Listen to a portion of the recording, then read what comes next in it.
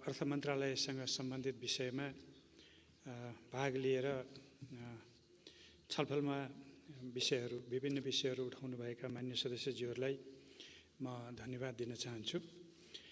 बजेटमा उठेका मुख्य विषयलाई मैले स्पष्ट गर्न कोसिस गरेँ।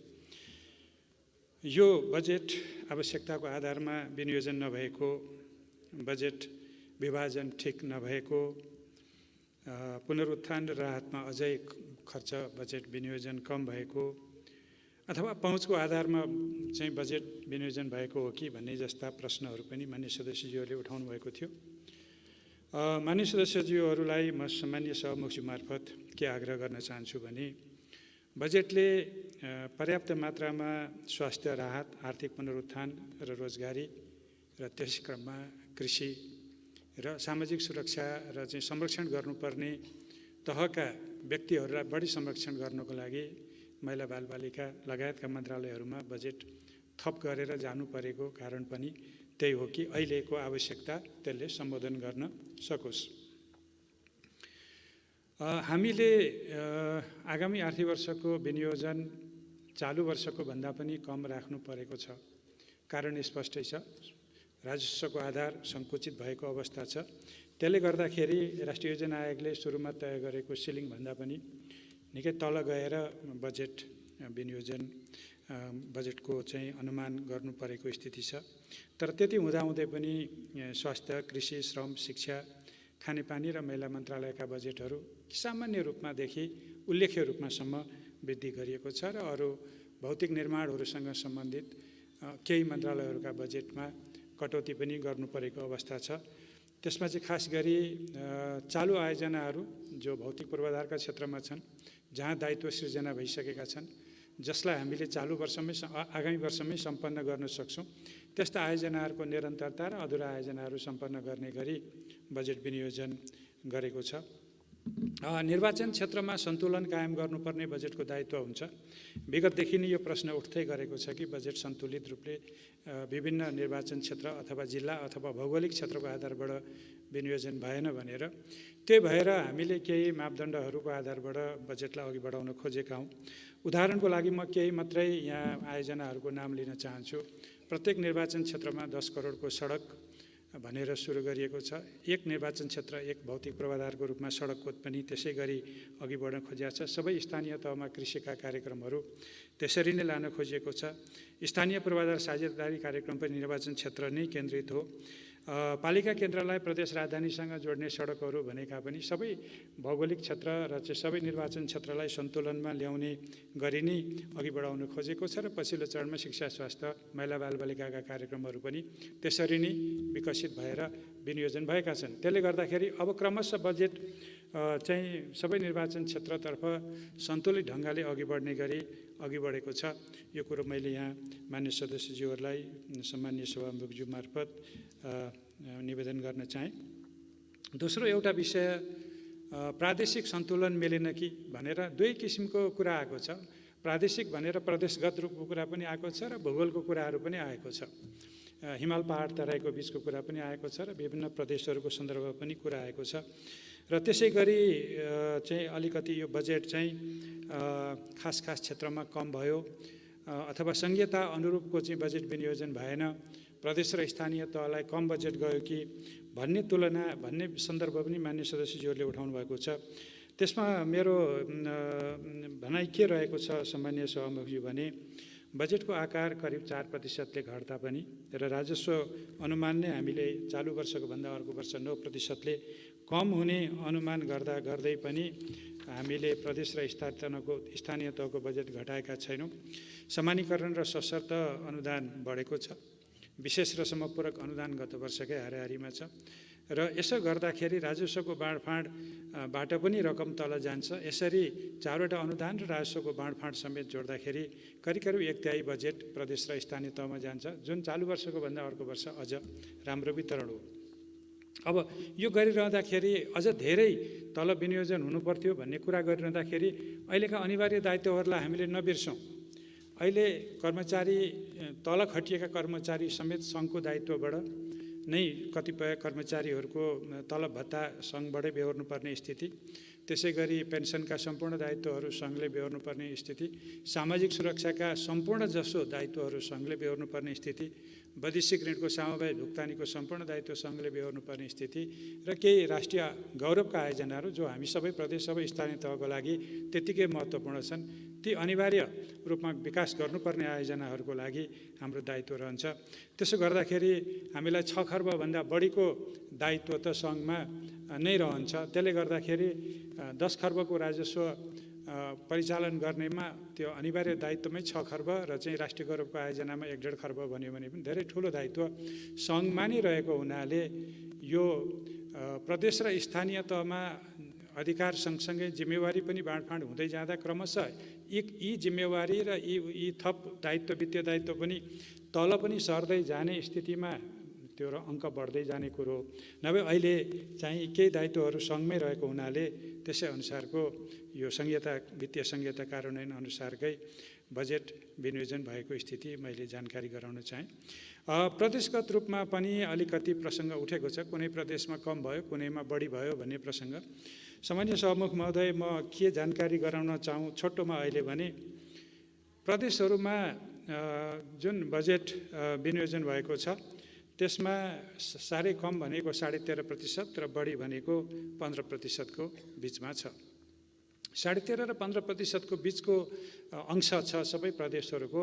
त्यसमा मूलत भूगोल, जनसङ्ख्या, विकासको अवस्था, दुर्गमता आदि इत्यादिका कुराहरूले गर्दा अलिअलि फरक परेको छ, तर त्यस्तो आनको तान फरक पर्ने स्थिति होइन।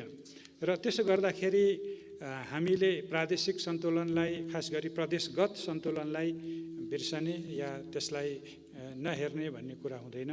सबै प्रदेश सङ्घको सरकारका लागि उत्तिकै र सबै नागरिक उत्तिकै चाहिँ आफ्ना नागरिकहरू भएको हुनाले त्यसमा कुनै विभेद गर्नुपर्ने स्थिति रहँदैन र त्यो गर्नु हुँदैन पनि। र बजेटले त्यसलाई राम्रोसँग संवेदनशीलताका साथ अघि बढाएको छ, यो कुरा मैले स्पष्ट गर्न चाहेँ।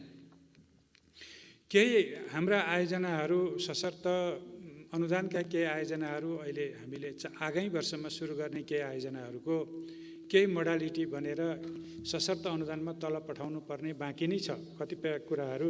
त्यसो हुनाले आगामी दिनहरूमा पनि फेरि सशर्त अनुदानमा जाने रकम बढ्दै जानेछ भन्ने कुरा पनि म यहाँ जानकारी गराउन चाहन्छु। र अर्को एउटा विषय हामीले के पनि बुझ्नुपर्छ भने स्थानीय तह र प्रदेशमा चालु वर्ष गएको विनियोजन निकासा भइगएको रकम र त्यो रकमको ठुलो अंश, खास गरी फ्रिज नहुने प्रकारका जुन खर्चहरू हुन्छन्, सामान्यकरण अनुदानको रकम लगायतका राजस्व बाँडफाँडका रकमहरू, यी रकमहरू आगामी आर्थिक वर्षमा स्थानीय र प्रदेशका सरकारले परिचालन गर्न सक्नुहुन्छ र त्यो ठुलो रकम छ।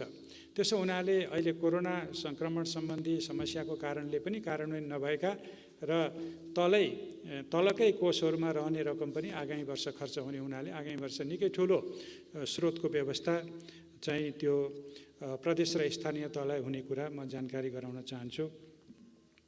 र यो के आधारबाट स्रोत विनियोजन हुन्छ भन्ने कुरा प्राकृतिक स्रोत तथा वित्त आयोगले मैले अघि भनेको जनसङ्ख्या, भूगोल, विकासको अवस्था, दुर्गमता, राजस्व सङ्कलन गर्न सक्ने क्षमता आदिको कारणले जे सूत्र तय गरेको हुन्छ त्यही सूत्रको आधारबाट त्यो विनियोजन हुन्छ। सूत्रको विषयमा छलफल गरेर परिमार्जन गर्दै जान सकिन्छ। त्यसमा वित्त आयोगले काम पनि गरिरहेको छ र यो निरन्तर हामीले सम्भवतः स्थायी प्रकृतिको प्राकृतिक स्रोत तथा वित्त आयोग बनाएको कारण पनि यही होला। यसले निरन्तर स्रोतको न्यायिक वितरण गर्नलाई सूत्रलाई परिमार्जन गर्दै जाओस्। खास गरी प्राकृतिक स्रोतभित्र पनि रोयल्टीको बाँडफाँडको पनि समुचित न्यायिक व्यवस्थापन गर्न सकोस् र परिवर्तित हुने जनसङ्ख्या परिवर्तित भइरहन सक्ने आन्तरिक बसाइसराई समेतको कारणले र विकासको अवस्था पनि गति पनि ढिलो छिटो हुन सक्ने अवस्थालाई ध्यानमा राखेर त्यो आयोगले काम गर्न सकोस् भनेरै यो गरिएको हुनुपर्छ। मलाई लाग्छ वित्त आयोगले त्यसतर्फै अघि बढिरहेको छ। बजेटमा ऋणको अंश बढ्दै गएको भन्ने सन्दर्भ पनि यहाँ उठेको छ। म स्मरण गराउँ, हामीले जब पुनर्निर्माणको काम सुरु गऱ्यौँ विदेशी ऋण लिएर सुरु गरेका हौँ। जति पनि अहिले करिब 8 लाख घरहरू चाहिँ पुनर्निर्माण हुँदैछन् त्यसको अधिकांश पैसा ऋणको पैसा हो। हामीले 3 लाखको दरले दिइराखेका छौँ। हिसाब गर्ने हो भने पनि 2-2.5 खर्ब रुपियाँ त हाम्रो ऋण पुनर्निर्माणले नै थपेको छ। त्यसपछि हाम्रा केही ठुला आयोजनाहरू अघि बढाउनलाई, खास गरी जलस्रोत सम्बन्धी आयोजना, सडक सम्बन्धी आयोजना र केही अरू आयोजनाहरू अघि बढाउनलाई हामीलाई थप ऋण परिचालन गर्नु परेको हो। र त्यसको बावजुद पनि अहिले हामीले चाहिँ कुल राष्ट्र उत्पादनको सुरक्षित सीमाभित्रै वैदेशिक ऋण परिचालन गरिसकेका छौँ। कुल राष्ट्र उत्पादनको 30-32% वरिपरि मात्रै हाम्रो आन्तरिक ऋण छ, बाह्य ऋण छ। दुईटै ऋण गरेर चाहिँ छ। त्यो चाहिँ मलाई लाग्छ दक्षिण एसियामा हामी सहज अवस्थामा छौँ। र एउटा कुरा हामीले यसचोटि गरेको, यो मैले इम्फेसाइज गर्न चाहेँ सामान्य सभामुखज्यू मार्फत माननीय सदस्यज्यूहरूलाई, हामीले पहिलोचोटि आन्तरिक ऋणको रकम कुन विकास खर्चमा, कुन विकास कार्यमा खर्च हुन्छ भनेर अत्यन्त पारदर्शी र लक्षित रूपले जान खोजेका छौँ, ताकि आन्तरिक ऋणको रकम जथाभावी उपभोगमा खर्च नहोस्। यसतर्फ अघि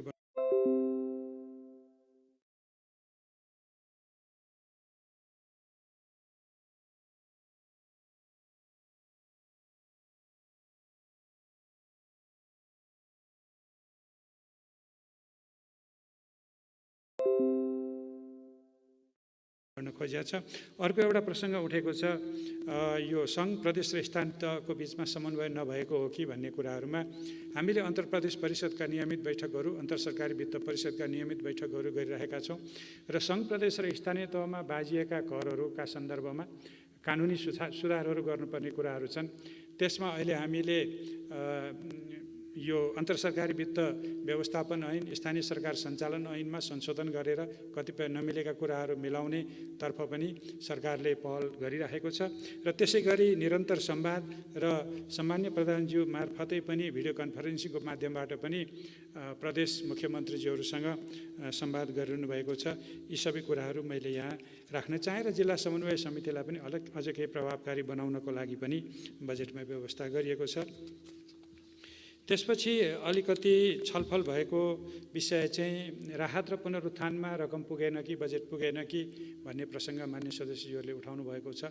ठिक हो, हामीले पर्याप्त दिन सकेका छैनौँ होला, तर हाम्रो क्षमता, आर्थिक क्षमता कति हो, राज्यको पनि भार वहन गर्न सक्ने क्षमता हुन्छन्। त्यो क्षमताले तन्कन सक्नेसम्म तन्केर यो राहत र पुनरुत्थानको कुरा गरेका छ। मैले बजेटमै ती कुराहरू उल्लेख गरेको छु, मैले दोहोऱ्याउन चाहिनँ। तर त्यो ठुलो रकम हुन्छ, करिब 2.5-3 खर्बको रकम विभिन्न सहुलियतपूर्ण ऋण अथवा चाहिँ यो पुनरुत्थान कोष अथवा अरू प्रकारका ब्याज अनुदान, बिमामा चाहिँ सरकारको अनुदान लगायतको काममा खर्च हुने स्थिति छ। त्यसले गर्दाखेरि अहिलेको स्थितिमा हामीले अधिकतम प्रयास गरेर त्यो चाहिँ छुट्याएको छौँ। अर्को एउटा विषय उठेको छ, पछाडि परेको वर्ग क्षेत्र समुदायलाई बजेटले छुन सकेन कि भन्ने प्रसङ्ग पनि उठेको छ। यसमा सामान्य सभामुखज्यू, म मान्य सदस्यज्यूहरूलाई के अनुरोध गर्न चाहन्छु भने सरकार यसमा अत्यन्त संवेदनशील भएर बजेट विनियोजन गरेको छ। खास गरी अहिले कतिपय हामीले कार्यक्रम गर्दा सबैलाई आधारभूत सेवा, शिक्षाको कुरा किन नहोस्, माध्यमिक तहसम्मको स्वास्थ्य सेवाको कुरा किन नहोस्, खानेपानीको कुरा किन नहोस्, विद्युतको कुरा किन नहोस्, सरसफाइको कुरा किन नहोस्, र अब बिस्तारै अरू भौतिक पूर्वाधारका कुराहरूमा पनि सबै क्षेत्र, वर्ग, समुदाय समेट्ने गरी जाने भनेपछि अब सर्वकालिक, सर्वव्यापी सामाजिक सुरक्षा सहितको कार्यक्रम जाने भएपछि त सबै नेपालीलाई क्रमशः कुनै न कुनै किसिमको सामाजिक सुरक्षामा र चाहिँ विकासको चाहिँ मूल प्रवाहमा लिएर आउने कुराहरू नै त्यहाँ सुनिश्चित गरिएको छ। त्यसो हुनाले यसमा चाहिँ त्यति धेरै यो वर्ग छुट्यो कि भन्ने स्थिति रहला जस्तो मलाई लाग्दैन। हिंसा पीडित महिला र जोखिममा परेका बालबालिकाको सन्दर्भमा पनि त्यही कुरा उठेको छ, त्यसमा सरकारले ध्यान दिएको छ। एउटा अर्को विषय अलि केही समयदेखि संसदमा उठिरहेको छ, त्यो विषय भनेको MCA हो, जुन कार्यक्रम चाहिँ 2-3 वर्ष यतादेखि हामीले बजेटमा खास गरी विद्युत पूर्वाधार र सडक पूर्वाधारमा लगानी गर्ने भएर अमेरिकी सहयोग नियोग MCC को चाहिँ अनुदान सहयोगमा सुरु गर्न खोजिएको आयोजना हो। त्यसका केही प्रारम्भिक कामहरू अघि बढेका छन्, तर यसको इन्ट्री इन्फोर्स हुनको लागि हामीलाई अहिले पनि केही समय अझै पनि केही दुविधामै हामी रहेको अवस्था छ र खास गरी संसदमा विचाराधीन रहेको यो एमसिसीको सम्झौता पत्र अनुमोदनको अवस्थाले गर्दाखेरि अहिले हामी त्यो अनुमोदन नहुन्जेलसम्म विदेशी सहायता परिचालन गर्ने अवस्थामा छैनौँ र विद्युत आयोजना अघि बढाउने क्रममा जग्गा अधिग्रहणदेखि अरू कामहरू नेपाल सरकारले गर्ने काम र नेपाल सरकारले आफ्नो स्रोतबाट गर्नुपर्ने र त्यो आयोजना नेपाल सरकारको आफ्नै स्रोतबाट पनि गर्न सक्नुपर्ने महत्त्वपूर्ण आयोजना भएको हुनाले त्यसै अनुसारै यो बजेटमा यो व्यवस्था गरेको छ र यो बारेमा संसदमा जब एमसिसी सम्झौता पत्रमा छलफल हुन्छ त्यो बेला नि यसमा अझ बढी गहन छलफल गर्न सकिन्छ। अहिले मैले यति मात्रै राखेँ यो एमसिसीको सन्दर्भमा। त्यसपछि अलिकति बजेट कार्यान्वयन र सुशासनको सन्दर्भमा प्रसङ्ग उठाउनु भएको छ। त्यसमा मैले चाहिँ बजेट कार्यान्वयन गर्ने दुई तिनवटा कुराहरू कार्यविधि बनाउने, मापदण्ड बनाउने, बजेटका बाँडफाँडहरू चाहिँ अहिले नै हामीले चाहिँ अधिकतम मात्रामा बजेटको बाँडफाँड एकमुष्ट नराखेर त्यसलाई क्षेत्रगत रूपमा बाँडेर जाने भन्ने गरिसकेका छौँ। खरिद कानुनको सम्बन्धी संशोधन विधेयक, सार्वजनिक खरिदनको संशोधन विधेयक संसदमा टेबल भइसकेको छ। नियमावलीहरू संशोधन भइसकेका छन् र खरिदका प्रक्रियाहरू अघि बढाउनलाई मूलभूत कुराहरू सम्बोधन हुँदै जाने पनि मेरो अपेक्षा छ। बहुवर्षीय ठेक्का सम्बन्धी विद्यमान मापदण्डहरूलाई अलिकति परिमार्जन गरेर लैजानु छ र साउन 1 गतेदेखि निकासा हुँदै जाने र त्यसको आधारबाट कार्यक्रम छिटो अघि बढाउने कुराहरू भएको छ। सामान्य सभामुख महोदय, करका विषयमै केही कुराहरू उठेका छन्। मैले दुईवटा कुरा संक्षेपमा राख्न चाहन्छु किनभने आर्थिक विधेयकमा यसबारे छलफल हुने नै छ। विद्युतीय गाडीको सन्दर्भमा सैद्धान्तिक रूपमा ठिक हो, विद्युतीय गाडी चाहिँ सरल भन्सारमा सरल करमा प्रयोग गर्न पाउनुपर्छ, सरकारको नीति पनि त्यही नै हो। तर कति सरल र कति सस्तो भन्ने विषयमा छलफल गर्न सकिन्छ। मूलत मैले यो विद्युतीय सवारी साधनको सन्दर्भमा दुई तिनवटा कुरा मान्यताहरू राख्नुपर्ने हुन्छ। विद्युतीय सवारी साधनको कर महसुलहरू पेट्रोलियम पदार्थबाट चल्ने सवारी साधनभन्दा कम हुनुपर्छ, त्यो मान्यता मेरो पनि हो। तर कति कम हुनुपर्छ त्यसमा हामी छलफल गर्न सक्छौँ। कम हुनुपर्छ भनेर 10% रहनुपर्छ या दक्षिण एसियाली मुलुकहरूको हाराहारीमा रहनु उपयुक्त हुन्छ, यसमा हामी छलफल गर्न सक्छौँ।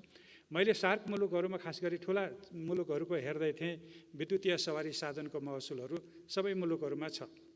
भन्सार महसुल 40%देखि 50-60%सम्म र त्यसमा अन्तशुल्क मूल्य अभिवृद्धि कर गर्दाखेरि 100%सम्म पुग्ने अथवा त्योभन्दा बढी पुग्ने स्थिति पनि कतिपय मुलुकहरूको विद्युतीय गाडीमा देखिन्छ। त्यो चाहिँ निजी सवारी साधनको हकमा। त्यसो हुनाले यसमा हामी एउटा करका सामान्य मान्यतामा जाँदाखेरि विद्युतीय गाडी सरल ढङ्गले प्रयोग गर्न पाउनुपर्छ, वातावरणीय ढङ्गले आन्तरिक रूपमा विद्युत खपत गर्ने कुराहरूले यो ठिक छ, सबै राम्रो छ। तर कति सहज भन्ने कुरामा एउटा दृष्टान्त म दिन चाहन्छु। हामीले जब नेपाल भारत सीमामा नाकाबन्दी भयो र हामीले पेट्रोलियम पदार्थ पाएनौँ, त्यो बेला हामीले अत्यन्तै बोल्ड निर्णय गरेर 10% भन्सारमा विद्युतीय निजी गाडीहरू आउन सक्ने व्यवस्था गऱ्यौँ र सार्वजनिक सवारीका साधनलाई 1% भन्यौँ। अहिले गरिएको परिवर्तन भनेको सार्वजनिक सवारीको साधन 1%मै छ र अरू विद्युतीय गाडीहरूको निजी प्रयोजनमा आउने विद्युतीय गाडीको हकमा केही बढाइएको छ। अब पहिलो मान्यता सरकारको के हो भने सार्वजनिक सवारी साधनलाई नै हामीले प्रोत्साहन गर्नुपर्छ। त्यसको लागि काठमाडौँ उपत्यका सार्वजनिक यातायात प्राधिकरणको विधेयकै संसदमा विचाराधीन छ, त्यो पास गरौँ र त्यसको आधारबाट सार्वजनिक यातायातलाई अघि बढाउँ र सार्वजनिक सवारीका साधनलाई नै प्रोत्साहित गरौँ भन्ने मेरो एउटा अनुरोध पनि हो। र त्यसैबाट अघि बढ्न सक्यौँ भने हामीले सम्भवतः विद्युतीय सवारी साधन जुन हामीले वास्तवमा सार्वजनिक सवारीको साधनको रूपमा बढी प्रोत्साहित गर्न खोजिएको हो त्यो पुरा हुन्छ। अर्को एउटा विषय, विद्युतीय गाडीहरूले विद्युत धेरै खपत गर्छन्, त्यसकारण हाम्रो विद्युत खपत हुन्छ भन्दा एउटा कुरा हामी के नबिर्सौँ भने गाडीले मात्रै खपत गरेर हाम्रो विद्युत 100-150 मेगावाट थप खपत होला, तर हामीले औद्योगिकरणका प्रक्रियाहरू अरू किसिमका चाहिँ विद्युत उपभोग हुने ग्राहस्थ खपतदेखि लिएर अरू सबै प्रक्रियाहरूमा अघि नबढुन्जेल र ग्रामीण विद्युतीकरणलाई पूर्णतः सफल नपारुन्जेल हामीले गाडी मात्रै कुदाएर पनि धेरै विद्युत खपत हुने स्थिति छैन। यो मैले विनम्र अनुरोध गर्न चाहेँ। केही वस्तुहरूको चाहिँ भन्सारको विषयमा पनि प्रसङ्ग उठेको छ, चकलेटको विषयमा कुरा उठेको छ। आर्थिक ऐन विधेयकमा छलफल हुँदा म यसमा जवाफ दिउँला। तर एउटा कुरो के हो भने 2071-72 सालदेखि त्यो वस्तुको मूल्य 30% थियो। पोहोर हामीले केही वस्तुको मूल्य माथि लैजाने क्रममा 40% गरिएको र त्यसलाई फेरि समायोजन गरेर 30%मै झारिएको स्थिति हो। दोस्रो कुरा, त्यो प्रतिस्पर्धी रूपमा आयात हुने वस्तु हो। 123 वटा फर्मले आयात गर्दो रहेछन्, त्यो त्यस कारण कुनै व्यवसायीलाई हेरेर अथवा कसैलाई हेरेर त्यस्तो गरिँदैन र कोही मान्य सदस्यज्यूले भने जस्तो त्यो अर्बौँको आउने रकम पनि त्यो होइन, चोरी पैठारी हुन सक्ने सम्भावना भएका केही वस्तुको भन्सार घटाइएको छ र यस संसदमा उठेका विषयहरूलाई ध्यानमा राखेर अरू कतिपय खाद्य वस्तुको भन्सार दर र चाहिँ मूल्यवृद्धि कर हटाइएको अथवा घटाइएको स्थिति पनि छ। त्यो विषयमा मैले यति नै राख्न चाहेँ र अरू कुराहरू कर सम्बन्धी उठेका अरू विषयहरूमा आर्थिक विधेयककै बेला चाहिँ म त्यस बेला छलफलमा भाग लिनेछु भन्दै मेरो अर्थ मन्त्रालय मातहत उठेका जिज्ञासाहरूलाई यही मैले सम्बोधन गरेँ। धन्यवाद। माननीय सदस्यहरू, उक्त जवाफका सम्बन्धमा स्पष्टीकरण माग गर्न चाहनुहुने माननीय सदस्यहरूको नाम प्राप्त हुन आएको छ। स्पष्टीकरण माग गर्न चाहनुहुने माननीय सदस्यहरूले 1 मिनेटको समय सदस्यलाई 1 मिनेटको समय निर्धारण गरेको छु। सर्वप्रथम माननीय श्री मिनेन्द्र प्रसाद रिजाल। सम्माननीय सभामुख महोदय, आज हामी सत्तामा को बाहिर को भन्ने विषय होइन। हिजो सत्तामा आउँदा अर्थमन्त्री हुँदाखेरि मान्य अर्थमन्त्रीज्यू जसरी आक्रामक भएर श्वेतपत्र बोकेर आउनुभएको थियो, आज तेस्रो बजेट प्रस्तुत गर्दै गर्दा तपाईँ यति प्रतिरक्षात्मक रूपमा उभिनु भएको छ। तपाईँलाई थाहा छ आजको दिनमा हाम्रो आम्दानी खर्चभन्दा 150 अर्बले कम छ। आउने दिन अझ कठिनाइपूर्ण छ। यो साल सकिनुभन्दा अगाडि नै कोरोनाको कहरमा हामी जसरी फस्दै जान्छौँ, झन्झन दिन कठिनाइपूर्ण हुन्छ। तपाईँले भन्नुभएको छैन परिस्थिति यो छ भने प्रधानमन्त्रीलाई भन्नुभएको छैन, क्याबिनेटमा अरूलाई यहाँबाट उम्केर जान त पाइँदैन नि अर्थमन्त्रीजी। तपाईँ प्रति इमान्दारितामा विश्वास गर्छु, पुरानो मेरो साथी पनि हो, तर आज तपाईँसँग इमान्दारिताको पनि प्रश्न मान्छेले गरिरहेछन्। तपाईँप्रति अहिले पनि विश्वास छ, तर यो ठाउँमा बसेर यति मामुली चिजको जवाफ दिनुपर्ने तपाईँको परिस्थिति भन्दा राजस्व जहाँबाट पनि उठाउन पाइन्छ ती उठाउँदै जाउँ भन्ने बाटोमा यस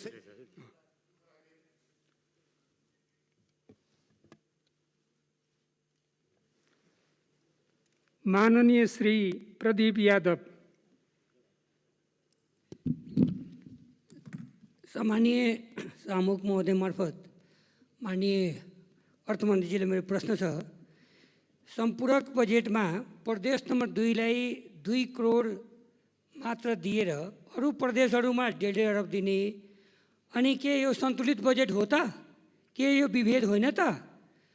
समानीकरण अनुदानमा प्रदेश 2 लाई जम्मा 7 अरब बजेट दिने, अरू प्रदेशलाई 9 अरब 8 अरब दिने, अनि के यो सन्तुलित हो त? अर्को प्रसङ्गमा कोरोना महामारीको लागि ठुलो रकम निकासा गर्नुभएको छ, तर अहिले स्थानीय निकायले चन्दा आतङ्क बचाएको छ कि सरकारले 1 रुपैयाँ पनि दिइरहेको छैन। के यो स्थानीय र सङ्घबाट सहकार्य भइरहेको छैन? कसरी मान्छे बाँच्न सक्छ र? धन्यवाद। माननीय श्री प्रेम सुवाल। सभामुख महोदय मार्फत अर्थमन्त्रीजीसँग प्रश्न राख्न चाहन्छु। अमेरिकी रक्षा विभागको भिजन प्रकाशित भएको छ। पृष्ठ 4 मा ट्रम्पले इन्डो पेसिफिक स्ट्र्याटेजी त्यस क्षेत्रको एलिजको निम्ति भनेका छन्। एलिजको अर्थ मिलिट्री कोअपरेसन हो, सैन्य सहकार्य। पृष्ठ 13 मा इन्डो पेसिफिक क्षेत्रका देशलाई सन् 2004 देखि एमसिसी मार्फत आर्थिक सहयोग भइरहेको उल्लेख छ। यसकारण एमसिसी आफैलाई पासो हाल्ने हो। अर्थमन्त्रीज्यू किन पासो हाल्दै हुनुहुन्छ आफूले आफैलाई? यो खारेज हुनुपर्छ। प्रधानमन्त्री रोजगार, प्रधानमन्त्री कृषि आधुनिकीकरण, राष्ट्रपति चुरे कार्यक्रम लगायत सरकारी बजेटहरू सबै सरकारी पार्टीका कार्यकर्ता पोस्नेमा खर्च भइरहेको छ, पत्रिकामा प्रकाशित छ। बजेट पेश नहुँदै विद्युतीय गाडीको भन्सार बढ्ने, कर नीति चुहाइएको र भन्सारबाट 200-300 विद्युतीय गाडी भन्सार छुटाई अरबौँ रुपियाँ घोटाला भएको प्रकाशित छ। बजेटबारे पत्र पत्रिकामा आएको, संसदमा आएको स्पष्ट जवाफ दिनु आवश्यक छ। मान्य सदस्यहरू, अब मान्य अर्थमन्त्रीलाई उक्त स्पष्टीकरणको सम्बन्धमा स्पष्ट पार्न अनुमति दिन्छु। सम्माननीय सभामुख महोदय, मान्य सदस्यहरूलाई फेरि पनि धन्यवाद स्पष्ट गर्ने थप मौका दिनुभयो। श्वेतपत्रका कुरा, ती कुरा हिजो भ्यालिड थिए।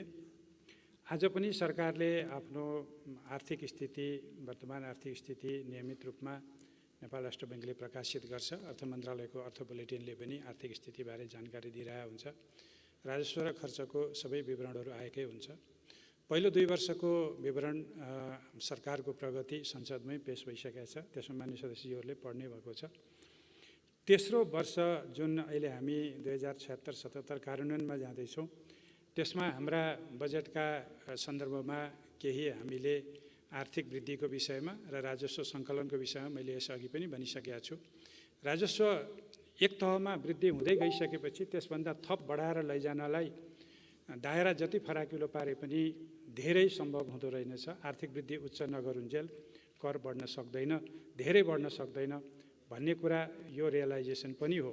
त्यही भएर आगामी वर्षको बजेटमा अहिलेको लो बेसबाट पनि 22% मात्रै राजस्वको वृद्धि राखिएको छ। अब त्यो बाहेक अरू फागुन महिनासम्मको पुँजीगत खर्च, अरू खर्चहरूको सन्दर्भमा मान्य सदस्यले उठाउनु भएको जिज्ञासा सही हो। केही हदसम्म हामीले पुँजीगत खर्च जति गर्न सक्थ्यौँ त्यो चाहिँ पहिलो चौमासिकमा गर्नुपर्ने खर्च दोस्रोमा गर्नुपर्ने तेस्रोमा हुँदै आएको हो। फागुनसम्ममा खर्चले पिकअप गरेकै स्थिति हो।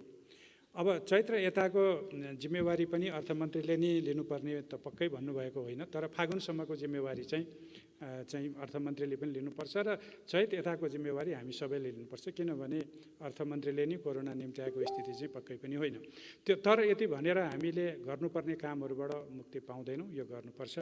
र हामीले अर्थतन्त्रमा मूलतः आर्थिक स्थायित्वका कुराहरू जुन मान्य सदस्यज्यू अत्यन्तै अध्ययनशील हुनुहुन्छ, पढ्नुहुन्छ, विश्व ब्याङ्कका अन्तर्राष्ट्रिय मुद्रा कोषका एडिबीका रिपोर्टहरू पढ्नुभएको छ, त्यसले नेपालको अर्थतन्त्र सोलिड ग्राउन्डमा अघि बढिरहेको छ भनेर त भनेकै छ त।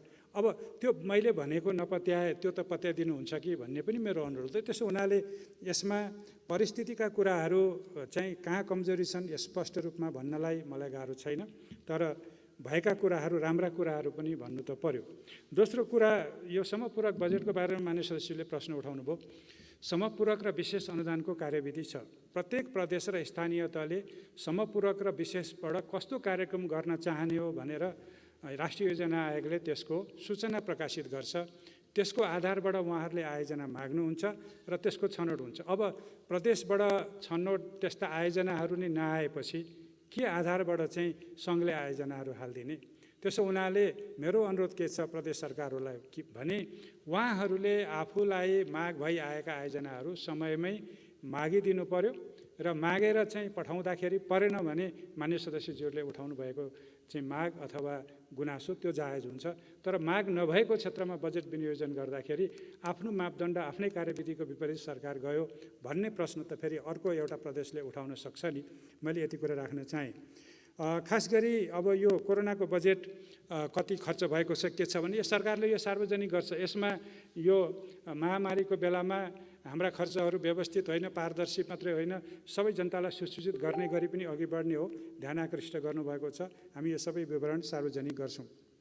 एमसिसीको बारेमा मान्य सदस्यज्यू मैले भनिहालेँ, यो सम्झौता पत्र संसदमा विचाराधीन छ। यहाँ छलफल भइजाओस्। यो कसैको सुरक्षा छातामा छ या छैन यसमा त्यही बेला छलफल हुन्छ। तर यो एउटा सम्झौता सहायता सम्झौता हो। त्यो सहायता सम्झौता अर्थ मन्त्रालयले गरेको हो र यो अर्थ मन्त्रालयले को मन्त्री हुँदा गर्यो भन्ने विषय भएन।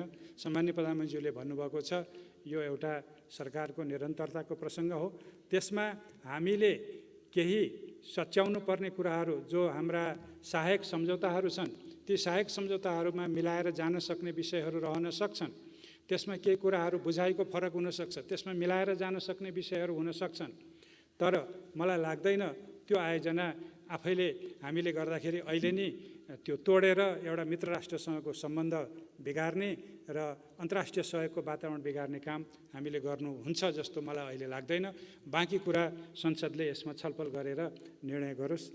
मेरो अहिलेलाई यति नै हो। र सरकारी बजेट यता गयो उता गयो भन्नुहुन्छ मान्य सदस्यज्यू, त्यो चाहिँ महालेखा परीक्षकले हेर्छन् नि। त्यसको प्रतिवेदन हेर्दाखेरि जे आएको छ महालेखा परीक्षकको प्रतिवेदनमा त्यो त्यही नै हो। हामीले राम्रो गरेका छौँ भने पनि प्रतिवेदनमा नराम्रो भए नराम्रै हो, तर त्यहाँ राम्रो भएका कुराहरू उल्लेख भएका हुँदैनन्। यी चाहिँ राम्रै भएका रहेछन् भनेर बुझिदिनु हुन पनि म अनुरोध गर्दछु। धन्यवाद।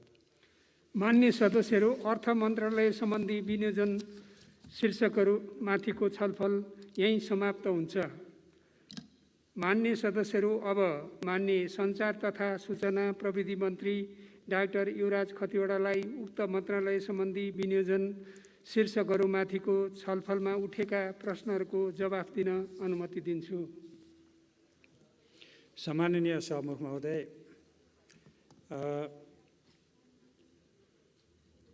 सञ्चार तथा सूचना प्रविधि मन्त्रालय अन्तर्गतको विनियोजन बजेटको सन्दर्भमा छलफलमा भाग लिनुहुने मान्य सदस्यज्यूहरूलाई म धन्यवाद दिन चाहन्छु।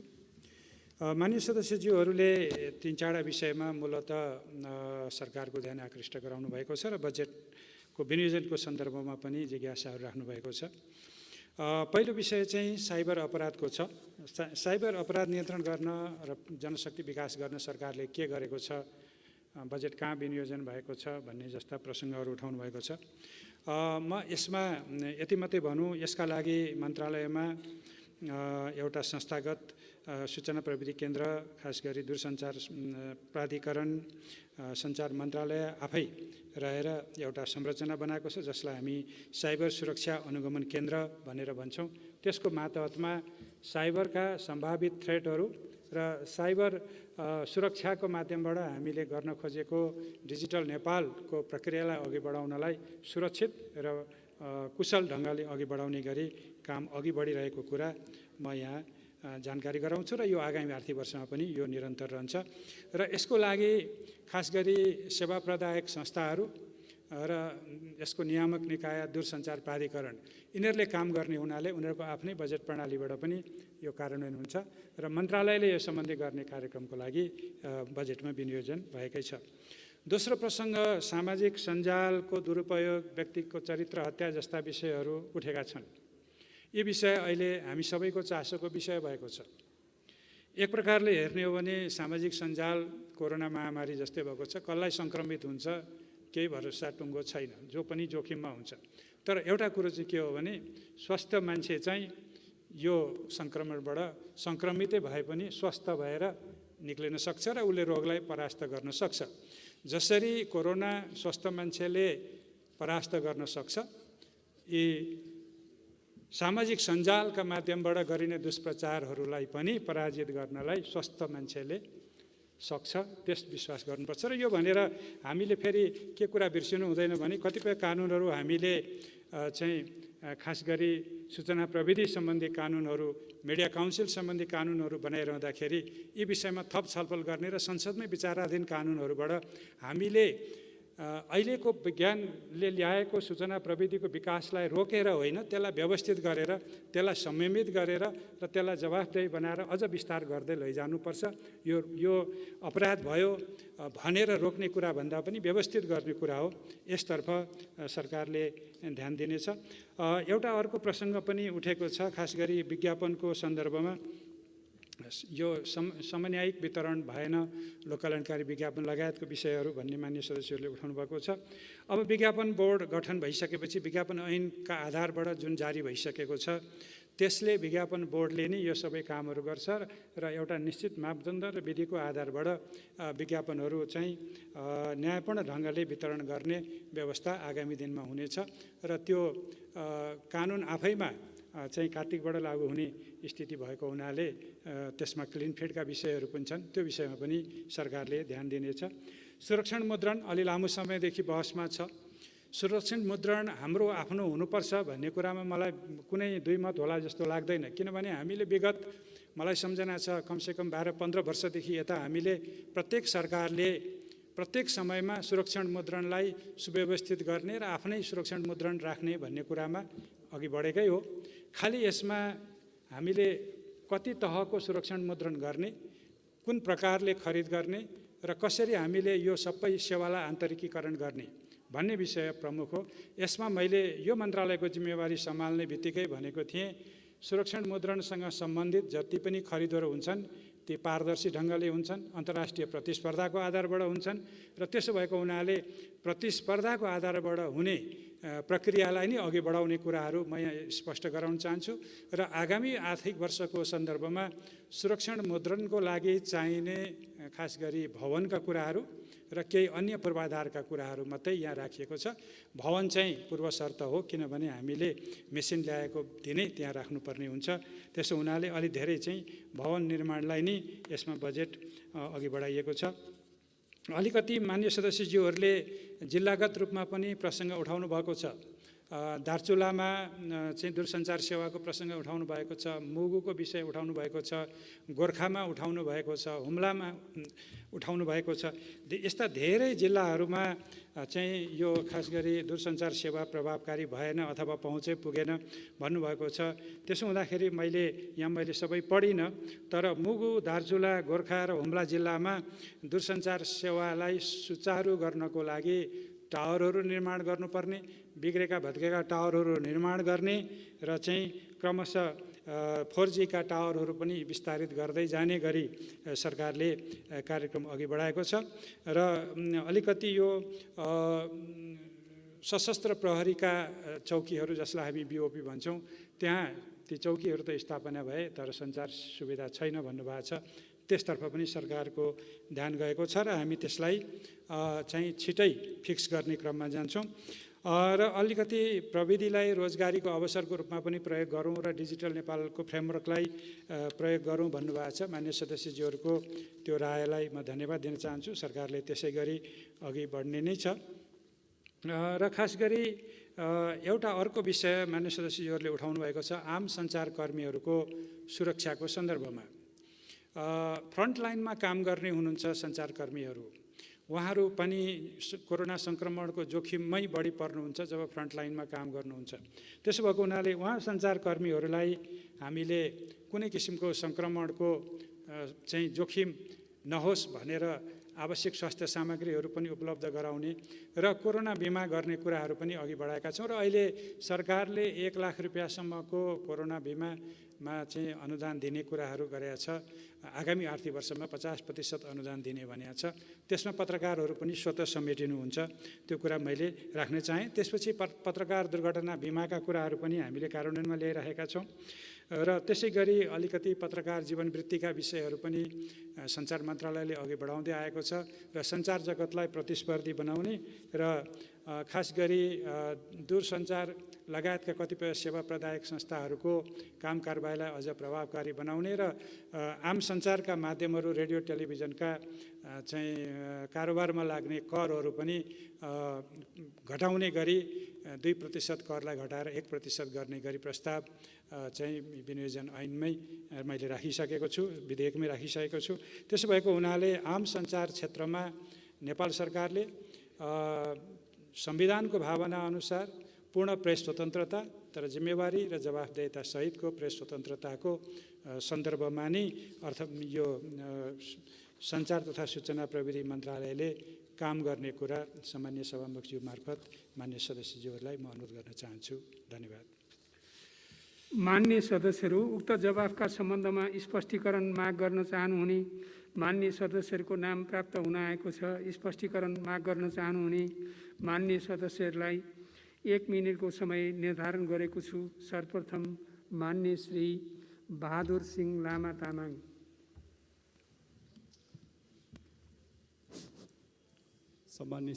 सम्मान्य सभामुख महोदय,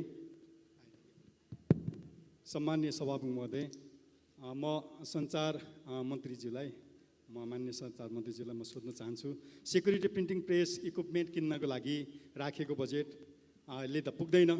यो बजेट किन्नको लागि कहाँबाट लोन लिने र कसरी चाहिँ यो व्यवस्थापन गर्ने भन्ने विषय एउटा क्वेसन। अर्को क्वेसन चाहिँ के भन्दाखेरि मसलन्द खर्च 10 करोड अहिले राखेको छ, विगतमा 6 करोड 77 लाख मात्र खर्च भएको छ। यो विगतको भन्दा पनि बढी किन अहिले 5 करोड राखे पुग्दैन? त्योभन्दा बढी 5 करोड कोभिड-19लाई सार्दा के हुन्छ?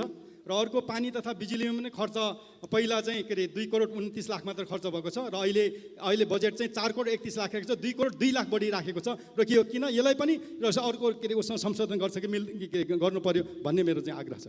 धन्यवाद। माननीय श्री प्रेम सुवाल। सभामुख महोदय मार्फत सञ्चार मन्त्रीज्यूलाई आग्रह गर्न चाहन्छु। मन्त्रीज्यूले एमसिसी बारे सरकारको निरन्तरता भनी सम्झौतालाई समर्थन गर्नुभयो। एमसिसीकै आशीर्वादमा विदेशीले लिम्पियाधुरा अतिक्रमण गरेको, लिपु भन्ज्याङमा सडक बनाएको मन्त्रीज्यूलाई कसरी थाहा भएन? के राणा शासनले आफ्नो सत्ता जोगाउन सन् 1947मा गोर्खा भर्ती केन्द्र सम्बन्धी नेपाल भारत बेलायत बीच त्रिदेशीय सम्झौता गरे जस्तै वर्तमान सरकार टिकाउन एमसिसी सम्झौता संसदबाट अनुमोदन गराउनै पर्ने हो? रेल दुर्घटनामा भारतीय रेल मन्त्री लालबहादुर शास्त्रीले राजीनामा दिए। विदेशी बैङ्कमा डलर जम्मा गरेको कारण नेपालका अर्थमन्त्री रामशरण महतले राजीनामा दिएका थिए। यो विद्युतीय गाडीमा अरबौँ घोटाला भएको छ, अर्थमन्त्रीले राजीनामा दिनुपर्छ, किन राजीनामा नदिनु भयो? धन्यवाद। मान्य सदस्यहरू, अब मान्य सञ्चार तथा सूचना प्रविधि मन्त्री डाक्टर युवराज खतिवडालाई उक्त स्पष्टीकरणको सम्बन्धमा स्पष्ट पार्न अनुमति दिन्छु। सम्माननीय सभामुख महोदय, रमाइलो प्रश्नबाटै म सुरु गर्छु। विनियोजन विधेयक र अर्थ विधेयकमा संसदमा विधेयक प्रस्तुत गर्दै मन्त्रीहरूले राजीनामा दिने हो भने कुनै मन्त्रीले पनि बजेट पास गर्नै पाउँदैनन्। मान्य सदस्यज्यूले के अभिप्रायले यो भन्नुभएको हो?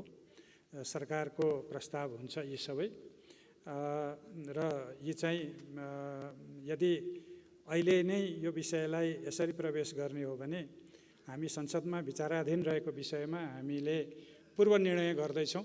त्यो नगरिदिनु हुनु पनि म मान्य सदस्यज्यूलाई अनुरोध गर्दछु। त्यो विषय संसदकै विचाराधीन विषय हो। त्यसमा आफ्नो धारणा राख्न त फेरि व्यक्तिले पाउँछ नि, मन्त्रीले पाउँछ नि। यो सञ्चार मन्त्रालयको मसलन त बिजुली पानी भने पानी बिजुली अनिवार्य दायित्व हुन्। सामान्य सभामुख महोदय, जति खर्च हुन्छ त्यति हुन्छ। काहीँ कतै कहिले नपुग भएको हुनाले पुग्ने गरी राख्ने एउटा कुराहरू हुन्छ र अनावश्यक खर्च गर्नु हुँदैन र मितव्ययिताको हाम्रो मार्गदर्शन जारी हुन्छ। यो बजेट पास भइसकेपछि त्यसको आधारबाट खर्च हुने, त्यसो हुनाले केही रकम काहीँ घटी पनि भएको हुनसक्छ। कहिलेकाहीँ यस विषयमा एउटा प्रसङ्ग पनि उठेको थियो, मान्य सदस्यहरूले यो करारको कर्मचारीको चाहिँ किन पैसा बढी राखियो भनेर पनि यहाँ छलफलमा आएको थियो। त्यसको त मैले अहिले नै जवाफ दिने मौका पनि पाएँ। खास गरी हामीले बढेको तलब, यो चालु वर्षमा सुरुदेखि नै बढेको तलबको बजेटमा विनियोजन गर्दा व्यवस्था गरेका थिएनौँ, तर पछि तलब बढ्यो बजेटबाट र त्यो पास भइसकेपछि थप दायित्व सृजना भयो। त्यसरी कतिपय थप दायित्व सृजना भएका क्षेत्रहरूमा पनि अहिले चाहिँ पुग्ने गरी बजेट विनियोजन गरिएको छ। यो पानी बिजुलीको सन्दर्भमा पनि त्यस्तै कुरो हो। अब बाँकी रह्यो सेक्युरिटी प्रेस। सेक्युरिटी प्रेसमा त्यहाँ वार्षिक विकास कार्यक्रम राष्ट्रिय जनआयोगबाट पेस भएको हेरिदिनु भयो भने, मान्य सदस्यज्यूले हेरिदिनु भयो भने त्यहाँ के भनिएको छ भने भवन निर्माण सम्पन्न गर्ने र खरिद सम्बन्धी प्रारम्भिक कार्य अघि बढाउने भनिएको छ। प्रारम्भिक काम भनेको हाम्रा स्पेसिफिकेसनहरू, हाम्रा चाहिँ टेन्डरका डकुमेन्टहरू, बिड डकुमेन्टहरू यो तयार गर्ने र धेरैमा धेरै भयो भने प्रतिस्पर्धामा गएर हामीले खरिदकै प्रक्रियामा अघि जानु पर्यो भने मोबिलाइजेसनसम्मको कुरा हुन्छ। त्यति कुराको लागि मात्रै बजेट व्यवस्थापन गरेको हो। यसको लागि हामीले कुनै दातृ निकाय अथवा कसैको लोनलाई सोझै सम्झौता गर्ने सन्दर्भ हुँदैन। नेपाल सरकारले परिचालन गर्ने स्रोत राजस्वबाट हुन्छ या सहायताबाट हुन्छ, कुन स्रोतबाट हुन्छ? मूलतः नेपाल सरकारको आफ्नो स्रोतै हुन्छ यस्तो विषयहरूमा। त्यसैलाई परिचालन गरेर अघि बढ्न सकिन्छ। तर त्यसको पूर्णता भनेको जब हामीले सम्पूर्ण तयारी गरिसक्छौँ, सम्भवतः त्यो अर्को वर्षको बजेटपछि त्यसको स्पष्ट स्वरूप आउने स्थिति बन्छ होला। मान्य सदस्यज्यूहरूले राख्नुभएको जिज्ञासाको सन्दर्भमा मैले आफ्नो स्पष्ट पारेँ त्यो विषयहरूमा भन्ने लाग्छ। यति भनेर अब मान्य सदस्यज्यूहरूले दुईटै मन्त्रालयको खर्च कटौतीका जुन प्रस्तावहरू राख्नुभएको छ त्यसलाई अहिलेको मेरो मैले स्पष्ट पारिसकेपछि त्यसलाई फिर्ता लिइदिनु हुनेछ भन्ने पनि अनुरोध गर्दै आफ्नो भनाइ यहीँ टुङ्ग्याउँछु। धन्यवाद। मान्य सदस्यहरू, सञ्चार तथा सूचना प्रविधि मन्त्रालय सम्बन्धी विनियोजन शीर्षकमाथिको छलफल यहीँ समाप्त हुन्छ। मान्य सदस्यहरू, अब माननीय ऊर्जा, जलस्रोत तथा सिँचाइ मन्त्री श्री वर्षमान पुनलाई उक्त मन्त्रालय सम्बन्धी विनियोजन शीर्षकहरूमाथिको छलफलमा उठेका प्रश्नहरूको जवाफ दिन अनुमति दिन्छु।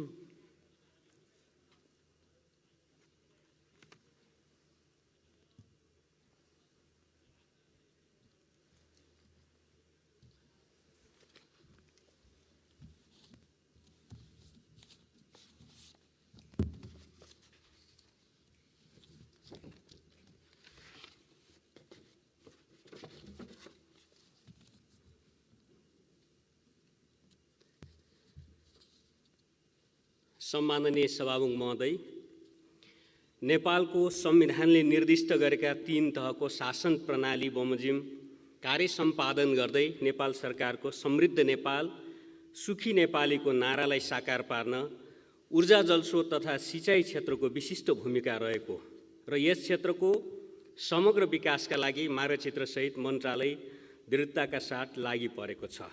यस सन्दर्भमा माननीय सांसदज्यूहरूको निरन्तर सहयोग तथा सुझावको अमूल्य योगदान रहने विश्वास व्यक्त गर्दछु। सम्मानित सभामुख महोदय, आर्थिक वर्ष 2077-78 को लागि यस मन्त्रालयको सङ्घीय कार्यक्रमका लागि प्राप्त कुल 79 अर्ब 29 करोड 48 लाख बजेटमध्ये ऊर्जातर्फ 72 अर्ब 60 करोड 3 लाख र जलस्रोत तथा सिँचाइतर्फ 26 अर्ब 69 करोड 45 लाख विनियोजन प्रस्ताव रहेको छ। अब 2077-78 को लागि यस मन्त्रालयसँग सम्बन्धित नेपाल सरकारको नीति तथा कार्यक्रम र बजेट वक्तव्यमा समावेश भएका विषयहरूको प्रभावकारी कार्यान्वयनका लागि विस्तृत कार्यान्वयन कार्ययोजना बनाई सो अनुसार नियमित अनुगमन गर्ने ब्यौरा समेत निवेदन गर्दछु। सम्मानित सभामुख महोदय, अब म यस मन्त्रालयसँग सम्बन्धित विभिन्न विषयमा माननीय सदस्यज्यूहरूले उठाउनु भएको जिज्ञासाहरूका सम्बन्धमा स्पष्ट पार्ने प्रयास गर्दछु। ऊर्जातर्फ देशमा हालसम्म कुल विद्युत उत्पादन जडित क्षमता 1386 मेगावाट पुगेको छ। आगामी आर्थिक वर्षमा 456 मेगावाट क्षमताको माथिल्लो तामाकोसी जलविद्युत आयोजनाका साथै निर्माणाधीन रसुवागढी, माथिल्लो सान्जेन, मध्य भोटेकोसी निजी लगानीबाट प्रवर्धित अन्य आयोजनाहरू सम्पन्न भई करिब 1300 मेगावाट थप विद्युत राष्ट्रिय प्रसारण लाइनमा थपिनेछ। यसमा माथिल्लो तामाकोसी 456 मेगावाट हामी यसै आर्थिक वर्षमा सम्पन्न गर्ने लक्ष्य हुँदाहुँदै कोरोना भाइरस सङ्क्रमण काममा चाहिँ त्यसमा चाहिँ केही अप्ठ्यारा अवरोधहरूका कारणले हामी त्यसलाई सम्पन्न गर्न सकेनौँ।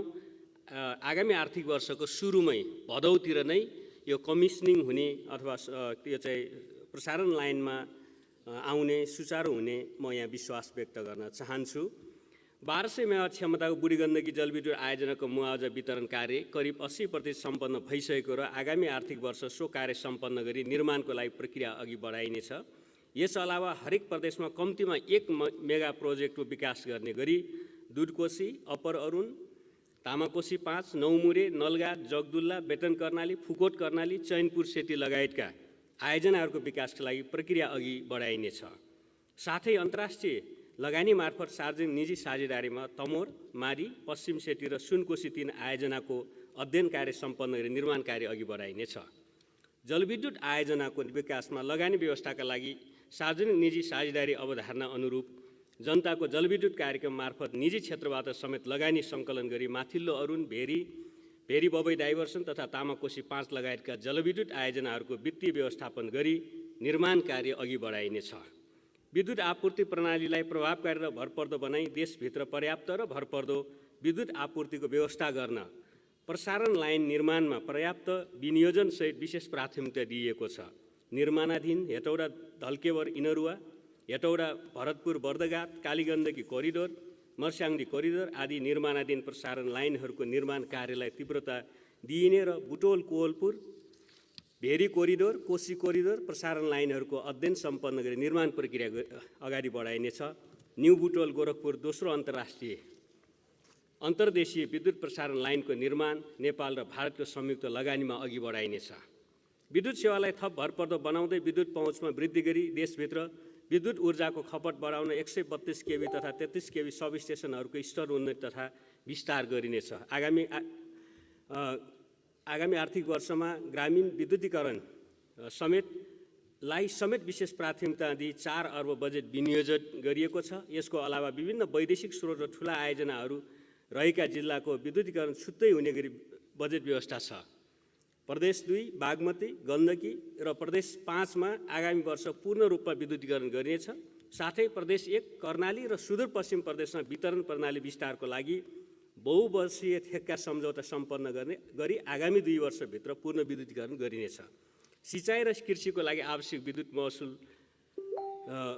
विद्युत सुलभ रूपमा उपलब्ध गराउन विशेष प्राथमिकता दिइनेछ। राष्ट्रिय प्रसारण तथा वितरण प्रणाली मार्फत विद्युतीकरण नभएका कर्णाली लगायतका हिमाली तथा उच्च पहाडी क्षेत्रहरूमा स्थानीय तह, प्रदेश सरकार तथा निजी क्षेत्र समेतको सहभागितामा सहकार्यमा 200 वटा सोलर मिनी ग्रिड मार्फत ग्रामीण विद्युतीकरण गर्ने कार्य अघि बढाइनेछ।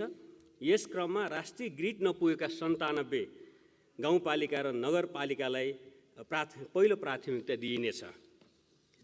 विद्युतको घराइसी खपत कम हुने समयमा बढी ऊर्जा खपतका लागि उद्योगहरूलाई प्रोत्साहन गरिनेछ। उपलब्ध जलस्रोत तथा ऊर्जाको उपयोग गर्दै आत्मनिर्भर अर्थतन्त्र निर्माणका लागि विद्युतीय सवारी साधन तथा विद्युतीय चुलोको प्रयोगलाई प्रोत्साहन गर्ने गराउने नीतिबाट सरकार पछि हटेको छैन। विद्युत आपूर्तिको सुनिश्चिततासहित चार्जिङ स्टेसनहरू निर्माण तथा सञ्चालन गर्ने कार्य जारी रहेको र यस क्रममा आगामी आर्थिक वर्षभित्र 50 वटा चार्जिङ स्टेसनहरूको निर्माणका लागि नेपाल विद्युत प्राधिकरणले आवश्यक प्रक्रिया अगाडि बढाइसकेको छ। जलविद्युत आयोजनाहरूको निर्माणका क्रममा नेपालमा उत्पादन नहुने विभिन्न निर्माण सामग्री तथा विद्युतीय उपकरणहरूमा मूल्य अभिवृद्धि कर छुट तथा 1% भन्सार लाग्दै आएको छ। यी निर्माण सामग्रीको छुट दिने सूचीमा विभिन्न समयमा सामान्य परिवर्तन गर्ने क्रममा पेनस्टक पाइपलाई यथावतै राखी स्टिल पाटामा केही भन्सार थप भए तापनि आगामी दिनमा यसको आवश्यक संशोधन गर्दै लगिनेछ। जलस्रोत तथा सिँचाइतर्फ देशमा उपलब्ध जलस्रोतको विकास, व्यवस्थापन तथा उपयोगका लागि 3 तहका सरकार तथा उपयोगकर्ताहरूबाट जलस्रोतको योजनाबद्ध रूपमा संरक्षण, विकास, व्यवस्थापन, समन्वयात्मक एवं बहुआयामिक उपयोगका लागि नीतिगत व्यवस्थाका साथै आगामी आर्थिक वर्षमा प्रमुख तथा ठुला नदीहरूको बेसिन योजना बनाउने कार्य सम्पन्न गरी कार्यान्वयन गरिनेछ। यस अन्तर्गत हालसम्म 6000 वटा नदी नालाहरू भनेर हामी अध्ययन गर्दै आएका थियौँ र त्यसका चाहिँ सहायक नदीहरू सहित करिब 23000 नदी नाला र त्यस सहायक खोलाहरूका समेत अध्ययनको काम भइरहेको छ र बेसिनको गुरु योजना निर्माण काम अघि बढेको छ। यस अन्तर्गत कोशी र राप्ती बेसिनको काम सम्पन्न भइसकेको छ। सिंचित कृषि क्षेत्रको अभिवृद्धिका लागि राष्ट्रिय गौरवका सिक्ता, रानी जमरा, कुलरिया, भेरी बबई डाइभर्सन र बबई सिँचाइ आयोजनाको निर्माण कार्यलाई शीघ्र सम्पन्न गर्ने गरी थप तीव्रता दिइने र सम्पन्न भागमा पानी समेत सञ्चालन गरिँदै आएको छ। आगामी आर्थिक वर्षमा महाकाली सिँचाइ आयोजनालाई राष्ट्रिय गौरवको योजनाको रूपमा अगाडि बढाइएको म यहाँ जानकारी पनि गराउन चाहन्छु। पहाडी तथा हिमाली क्षेत्रका सिँचाइ सुविधा नपुगेका नदी छेउछाउका सबै कृषियोग्य टारहरूमा सौर्य ऊर्जाको समय उपयोग गरी सिँचाइ सेवा उपलब्ध गराई कृषिमा स्वरोजगार सिर्जना समेत सहयोग पुर्याउन सम्भाव्य सबै योजनाहरूको पहिचान गरी सम्भाव्यताका आधारमा लिफ्ट सिँचाइ योजनाहरू कार्यान्वयन गर्दै जाने गरी रकम विनियोजन गरिएको छ। यसबाट आगामी आबोमा मात्र थप करिब 500 हेक्टरमा सिँचाइ सुविधा पुगे सीमान्तकृत समुदाय लाभान्वित हुनेछन्। माननीय सदस्यहरू, यसमा चाहिँ एकीकृत ऊर्जा तथा सिँचाइ आयोजना अन्तर्गत बेसिन वाइज चाहिँ आयोजनाहरू राखिएको, त्यसमा केही कार्यान्वयनमा गएको, केही सम्भाव्यता अध्ययन र कार्यान्वयनमा जाने गरी माननीय सदस्यहरूले दिनुभएका आयोजना लगभग हामीले सबैजसो समेटेका छौँ। यद्यपि केही प्रश्नहरू यहाँ उठेका छन्, त्यसलाई पनि हामी समेट्ने कोसिस गर्नेछौँ। तराई मधेसका मधेसमा सिँचाइ सेवा भरपर्द नभएका कृषियोग्य क्षेत्रहरूमा रोजगार उन्मुख कृषि व्यवसायका लागि तत्काल सिँचाइ सेवा उपलब्ध गराउन समृद्ध तराई मधेस विशेष कार्यक्रमको विनियोजनमा उल्लेख्य वृद्धि गरिएको र तराई मधेसका सबै जिल्ला तथा पालिकाका सम्भाव्य र अन्य सिँचाइको विकल्प नभएका स्थानहरूमा प्राथमिकता आधारमा 5000 स्यालो ट्युबवेल र 247 वटा डिप ट्युबवेल निर्माण गरी यसबाट मात्रै 22000 हेक्टर जमिनमा सिँचाइ सुविधा थप विस्तार गरिनेछ। यसबाट कृषि मन्त्रालयसँग हामी एउटा संयन्त्र नै बनाएर सहकार्य गरेका छौँ कि एउटा सर्वेक्षणले राष्ट्रिय योजना आयोगले गरेको सर्वेक्षण अनुसार करिब 80 लाख स्थायी तथा अस्थायी रोजगार मान्छेहरूले रोजगारी गुमाएको यो चाहिँ कोरोना भाइरसको सङ्क्रमण, लकडाउन यो क्रममा र एउटा अर्को अध्ययनले के बताएको छ भने स्थायी रूपले रोजगार रहेका 11 लाख मान्छेहरूले आफ्नो रोजगारी गुमाएको छ। करिब 10 लाख युवा युवतीहरू भारत लगायत तेस्रो देशहरूबाट आउने आँकडा छ र हरेक वर्ष 5 लाख नयाँ श्रम शक्ति चाहिँ बजारमा आउने गर्छ। यसरी मात्रै मोटो रूपले हेर्दा 26 लाख जनशक्ति बेरोजगार हुने या त्यसको लागि रोजगारी सिर्जना गर्नुपर्ने सरकारलाई चुनौती या दबाब छ। यसलाई सबभन्दा धेरै कृषि क्षेत्रमा नै हामी रोजगारी सिर्जना गर्न सक्छौँ, स्वरोजगार बनाउन सक्छौँ। त्यसको लागि यो चाहिँ हामीले 5000 स्यालो ट्युबवेल, 247वटा डिप ट्युबवेल सङ्घबाट मात्रै, प्रदेशमा स्थानीय तहहरूमा पनि यस प्रकार कार्यक्रमहरू हुन्छन्। यसरी चाहिँ हामी समन्वयात्मक रूपले गऱ्यौँ भने सिँचाइबाट सिँचाइ सुविधा पुर्याउने, कृषिले मल, बिउ, बिजन, प्राविधिक सहयोग भयो भने त्यो चाहिँ रोजगारीको लागि तयार भएका या रोजगारी गुमाएका व्यक्तिहरू सोझै रोजगारीमा, स्वरोजगारमा या उत्पादनमा जाने, उत्पादन वृद्धि हुने र अहिले जो नयाँ महामारीले हामीले आर्थिक रूपमा भोगिरहेको समस्या पनि हामी सजिलो गर्न सक्छौँ भन्ने हाम्रो विश्वास रहेको छ। र यसैमा मान्यजीहरूको प्रश्न आएको छ, सबै जो स्यालो ट्युबवेल भनेको अलिक सतहबाट, कम गहिराइबाट हामी चाहिँ पानी निकाल्छौँ त्यसमा जहाँ हाम्रो एउटा म्यापिङ छ देशभरि, म्यापिङ गर्दा जहाँ चाहिँ स्यालो ट्युबवेलको सम्भावना छ त्यो गाउँपालिका, नगरपालिकामा मोटामोटी अनुपात मिलाएर अहिले राखिएको छ। त्यसलाई अझ ठोस थप डिटेल गर्दा चाहिँ मान्यजीहरूकै सल्लाहमा, सुझावमा हामी त्यसलाई गर्छौँ। कुनै पनि दबावमा, कुनै पनि प्रभावमा, कुनै चाहिँ राजनीतिक आस्था हेरेर यसमा गरिएको छैन। डिप ट्युबवेलको हकमा गत वर्ष चलिराखेकालाई हामी निरन्तरता राखेका छौँ। केही चाहिँ माननीयज्यूहरूसँग हामी मागे अनुसार कम्तीमा पनि एक मान्यजीको मागलाई एउटा मात्रै भए पनि सम्बोधन गर्ने गरी हामी कोसिस गरेका छौँ। यदि त्यसरी कहीँ छुट्न गएको छ भने त्यसलाई पनि हामी सम्बोधन गर्ने प्रयत्न गर्ने म यहाँ विश्वास व्यक्त गर्न चाहन्छु। सामान्य सभा महोदय, तराई मधेसको विशेषतः 2 नम्बर प्रदेशमा भरपर्दो सिँचाइका लागि रूपान्तरणका देखिएको सुनकोशी मरिन डाइभर्सन बहुउद्देश्य आयोजनाको सम्पूर्ण तयारीका कार्य पुरा भइसकेको र आगामी आबोमा टनेल निर्माणको कार्य सुरु गरिनेछ। तमोर चिस्याङ, कालीगण्डकी तिनाउ, मारीदाङ, सुनकोशी कमला डाइभर्सन जस्ता बहुउद्देश्य आयोजनाहरूको समेत अध्ययन सम्पन्न गरी सम्भाव्यता तथा प्राथमिकताका आधारमा कार्यान्वयन प्रक्रियालाई अगाडि बढाइनेछ। सुनसरी मोरङ कोशी पम्प तथा वितरण, चन्द्रनहर, बागमती, नारायणी लिफ्ट, महाकाली लगायतका ठुला सिँचाइ प्रणालीलाई पूर्ण क्षमतामा सञ्चालन गरी करिब 3 लाख हेक्टर सिन्चित क्षेत्रमा भरपर्दो रूपमा सिँचाइ सेवा उपलब्ध गराई कृषि उत्पादकत्व र रोजगारीमा थप वृद्धि गर्न तिनको मर्मत, सुधार तथा पुनर्स्थापना कार्यलाई समेत प्राथमिकता दिइएको छ। महाकाली, कर्णाली, बबई, राप्ती, बाणगङ्गा, नारायणी, बागमती, कमला, कोशी जस्ता ठुला नदी र तराई मधेस तथा पहाडका अन्य जोखिमयुक्त खोला तथा पहिरोहरूको प्रभावकारी नियन्त्रण तथा व्यवस्थापनका लागि आगामी आर्थिक वर्षमा करिब 6 अर्ब विनियोजन गरिएको छ। महाकालीको दार्चुला, गोकुलेश्वर समेत रौतहट, सिराहा, अरुण, किमाठाङका लगायतका कटान तथा डुबानबाट संवेदनशील स्थान तथा तार बजारहरूको संरक्षणलाई कार्यलाई प्राथमिकताका साथ राखिएको छ।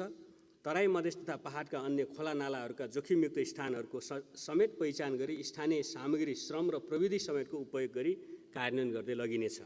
तराई मधेसका सीमा क्षेत्रमा हुने कटान डुबानलाई दिगो रूपमा न्यूनीकरण गर्न भारतसँगका द्विपक्षीय संयन्त्रहरूलाई थप प्रभावकारी बनाइनुका साथै समस्याग्रस्त स्थलहरूको नियमित रूपमा संयुक्त अनुगमन र निरीक्षण गरी समस्या समाधानका उपायहरूको प्रभावकारी रूपमा कार्यान्वयन गरिनेछ। आगामी आबोमा पाल्पा र उदयपुर गरी थप 2 स्थानमा मौसमी राडारको स्थापना गरी सञ्चालन गरिने र आधुनिक तथा स्वचालित जल तथा मौसम मापन उपकरण एवं प्रणालीको थप विस्तार तथा सुदृढीकरण गरी बाढी, चट्याङ, हावा, हुरी जस्ता जल तथा मौसम पूर्वानुमान प्रणालीलाई थप भरपर्दो बनाइनेछ। जल मौसम सम्बन्धी सूचना मौसमी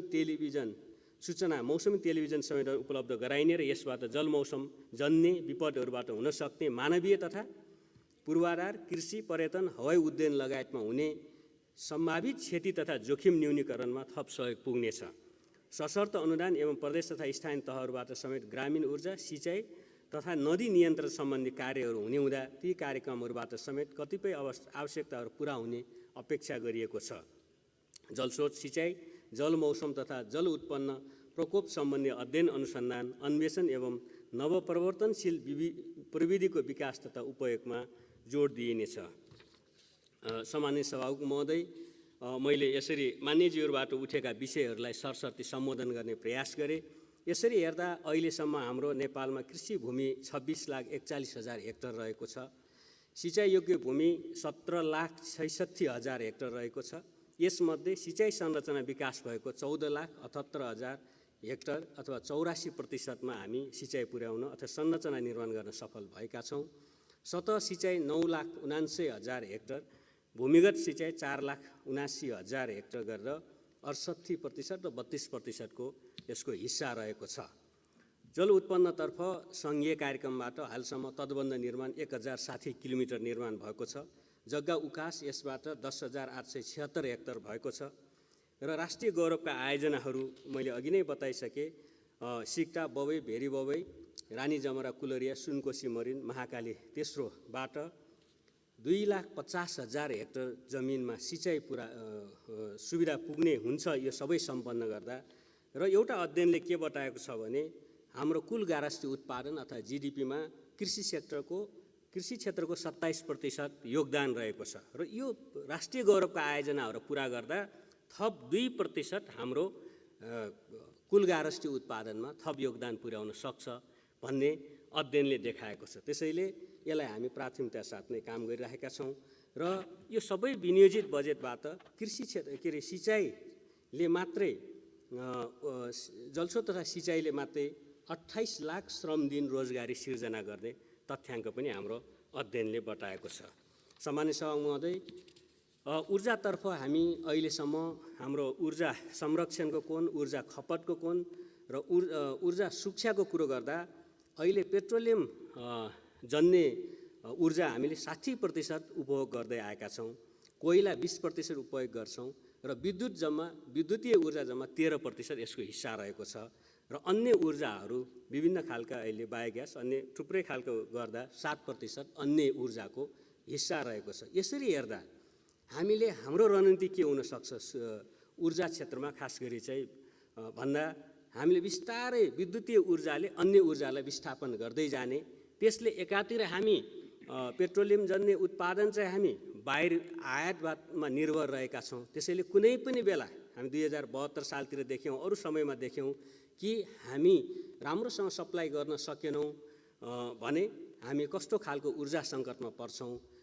डिजल पेट्रोलको लागि, ग्यासको लागि भन्ने हामी आफैले भइसकेका छौँ। त्यसैले बिस्तारै पेट्रोलियम जन्य, कोइला जन्य ऊर्जालाई विस्थापन गर्दै जाने, विद्युत ऊर्जाको हिस्सा बढाउँदै जाने नै हाम्रो रणनीति रहेको छ। यसरी हेर्दा चाहिँ यसको लागि चाहिँ हामीले अलिकति इनर्जी मिक्स पोलिसी अन्तर्गत हामी ऊर्जा सम्मिश्रण अन्तर्गत हामी कम्तीमा पनि हामी जलाशययुक्त आयोजना रन अफ रिभर, त्यसै गरी चाहिँ पिकिङ रन अफ रिभरलाई कमसेकम मिश्रित गर्ने, केही सोलरका हिस्साहरू हुने र त्यसो गर्दा चाहिँ हामी अहिले हामी बढी रन अफ रिभर खालका हाम्रो आयोजनाहरू छन् जसबाट झन्डै 1400 मेगावाट आएको छ र आजको डेटा हेर्दा चाहिँ पिक टाइममा गत वर्ष यही बेला 1350 मेगावाट हाम्रो पिक डिमान्ड थियो भने अहिले 1250 मेगावाट पिक डिमान्ड थियो भने अहिले घटेर 1100 मेगावाटमा आएको छ। भन्दा अहिले पनि रातको समयमा हाम्रो हरेक रात कम्तीमा 1 करोड नत्र 2 करोडको विद्युत हाम्रो खेर गइरहेको अवस्था छ। जब साउन, भदौ, असोज पिक टाइममा पुरा क्षमतामा उत्पादन हुन्छ, झन्डै 1400 मेगावाट हामी आफ्नै उत्पादनले हामीलाई आत्मनिर्भर पनि हुन्छौँ र यस्तै खालको अहिलेको जस्तै सङ्कट रहँदा हामीलाई 200 देखि 300 मेगावाट रातको टाइममा विद्युत खेर जाने अवस्था छ र यसलाई हामी खपत खास गरी विद्युतीय चुलो लगायतका घरेलु उपकरणहरू जो विद्युतबाट सञ्चालन हुने उपकरणलाई प्रोत्साहन गर्ने, जसको लागि हामी भन्सार शुल्क हेऱ्यौँ गत वर्ष 15% इन्डक्सनमा थियो भने अहिले घटाएर त्यसलाई 5%मा प्रस्ताव गरिएको छ। विद्युतीय गाडीहरूको चर्चा भयो, 5वटा क्याटेगोरी गरिएको छ, विगतमा एउटै क्याटेगोरीमा थियो। सार्वजनिक गाडीहरूमा भन्सार वृद्धि गरिएको छैन, 1% नै कायम छ। बाँकी 5वटा क्याटेगोरीमा त्यहाँ चाहिँ अलिकति सुविधायुक्त गाडीहरूलाई